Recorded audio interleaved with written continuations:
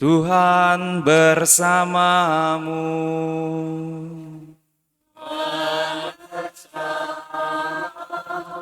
Inilah Injil suci menurut Matius. Dimuliakanlah Tuhan.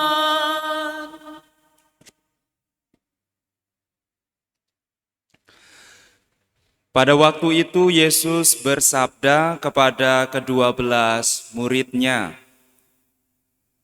"Pergilah dan wartakanlah, kerajaan surga sudah dekat.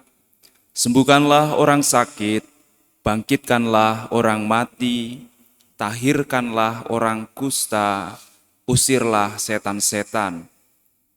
Kalian telah memperolehnya dengan cuma-cuma, karena itu berilah pula dengan cuma-cuma. Janganlah kalian membawa emas atau perak atau tembaga dalam ikat pinggangmu.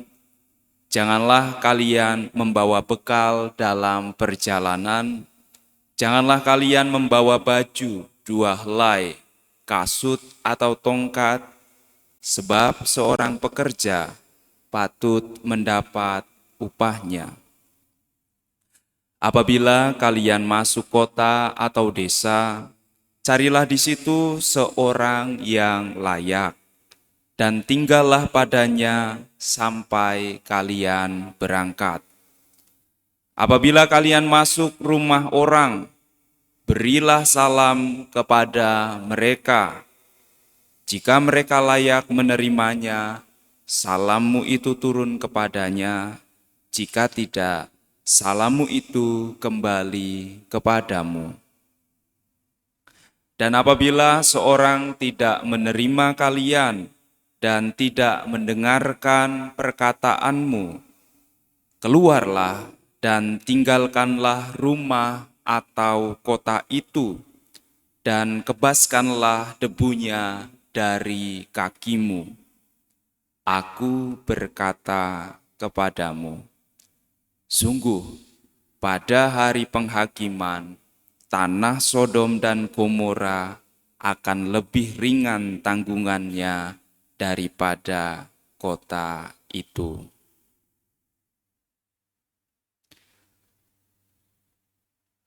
Demikianlah sabda Tuhan.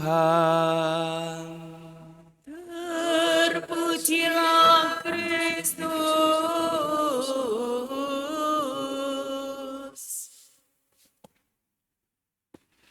Suster, saudara-saudari, dan adik-adikku yang terkasih dalam Tuhan. Dalam antifon pembuka tadi kita dihiburkan oleh perkataan Nabi Hosea bahwa Allah sungguh-sungguh berbelas kasih dan mudah sekali berbalik dari kemurkaannya.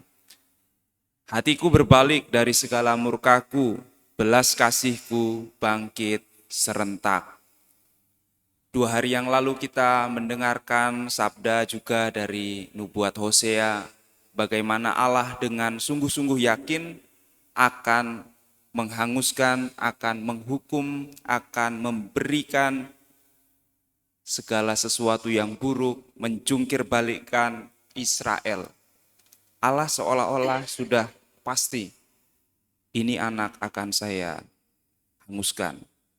Tetapi hari ini Allah sendiri dalam tanda kutip tidak konsisten dengan apa yang sudah Dia rencanakan. Lalu dengan penuh belas kasih Allah berkata, aku akan berbalik dari segala murkaku dan belas kasihku akan bangkit serentak. Bagi Allah segala tuntutannya, segala kasihnya itu adalah sebuah tali yang menarik mereka dengan penuh kesetiaan dan belas kasih. Segala tuntutan Allah itu dari pihak Allah lembut seperti tali yang mengikat dengan kasih setia dan cinta kasih. Tetapi seringkali dan terbukti manusia menganggap tuntutan dan tuntunan Allah itu seperti kekang di rahang kita, dan Allah memberi kita makan seperti seorang tuan yang membungkuk memberi makan kepada peliharaannya. Sementara sesungguhnya tidak demikian. Maka hari ini saya juga masih akan membagikan buah-buah retret kami.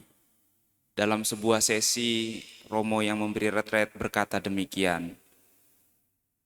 Syarat untuk masuk neraka itu berat dan sangat berat. Ya, syarat untuk masuk neraka itu sangat berat. Lebih mudah untuk masuk surga. Kenapa? Ya, karena seperti dalam bacaan pertama yang kita dengarkan. Allah itu mudah saja untuk mengampuni. Allah itu mudah berbalik. Keadilannya seolah-olah dilanggar oleh dirinya sendiri. Karena apa? Karena belas kasihnya. Kalau kita mengatakan belas kasih Allah lebih besar daripada murkanya, saya rasa tidak. Belas kasih Allah itu bukan hanya lebih besar, malahan belas kasih itulah seluruh diri Allah. Maka kalau Allah tidak mengasihi, tidak berbelas kasih, dia itu melanggar dirinya sendiri. Maka belas kasih yang diberi Allah dengan cuma-cuma itu hanya memiliki satu syarat saja.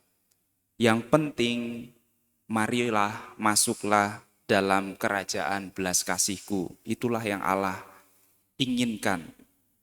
Maka ketika kita sudah menjadi bagian dari rumah kerajaan Allah, segala sesuatu yang ada di dalamnya, rahmat-rahmat, segala karunia, segala hadiah, segala perjalanan, itu semua menjadi milik kita. Maka syarat masuk neraka itu sungguh sulit. Dan syaratnya inilah yang terjadi dalam Injil.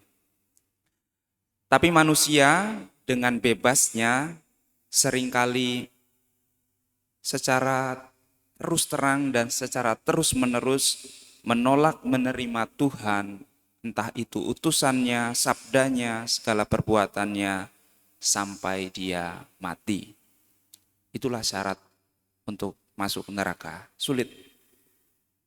Pun kalau kita sudah berdosa banyak, lalu kemudian kita seperti seorang penjahat yang di sisi Yesus, bahkan dia tidak bertobat ya. Dia tidak berkata ampunilah dosaku. Dia hanya berkata, Yesus, ingatlah aku ketika engkau masuk dalam kerajaan Firdaus. Lalu dengan serta-merta hati Yesus berbalik dari segala murkanya, belas kasihnya bangkit serentak. Dia mengatakan hari ini juga engkau berada bersama aku di Firdaus. Maka sesulit itu untuk masuk neraka. Tetapi kalau kita tidak hati-hati, kita terus-menerus menolak belas kasih Allah sampai kita wafat, saat itulah kita akan masuk ke dalam penghukuman yang kekal. Dan saat kita kapanpun itu memohonkan pengampunan atas segala dosa kita, ingatlah bahwa belas kasih Allah bukan hanya lebih besar dari murkanya, tetapi belas kasih itulah diri Allah seutuhnya. Maka Allah tidak akan pernah bisa untuk melanggar, melawan dirinya sendiri. Semoga sabda ini meneguhkan kita dalam perjalanan hidup kita. Tuhan memberkati.